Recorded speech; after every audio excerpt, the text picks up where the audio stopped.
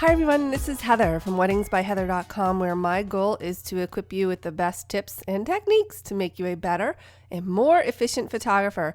In this Q&A video, we're going to look at skin tone inside of Lightroom. But first, make sure you check out all of my free resources available via my website. A friend of mine sent me this photo recently because she was concerned with the difference in the skin tone between the client's face and hand. It's just that her makeup, her foundation is a different color, so we're going to rectify that using the adjustment brush.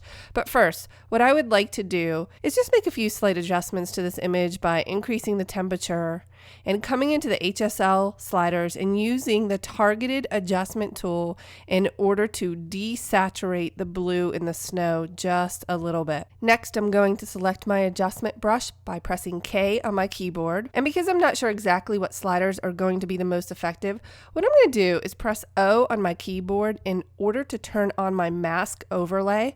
I'm going to make sure that my auto mask is turned on.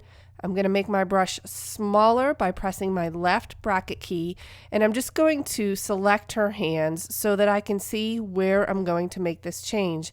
Auto mask works well because Lightroom attempts to keep those adjustments within areas of contrast. That is, it sees the line or the edge of her hand and it keeps it constrained within that selection.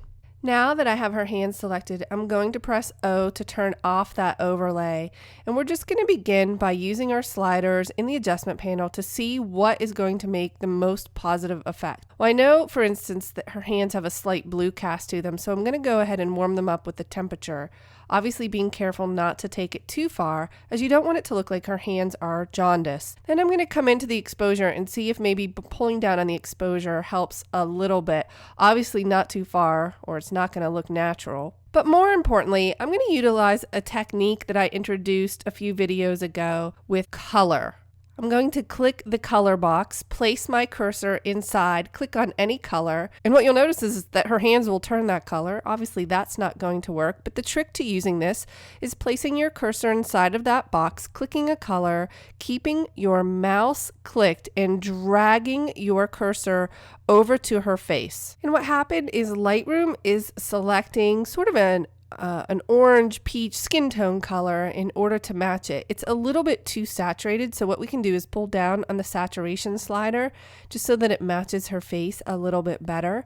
When you have that to the correct color, you can go ahead and close this color selector, and let's toggle on and off the brush adjustments so that we can see just her hands in the before and after.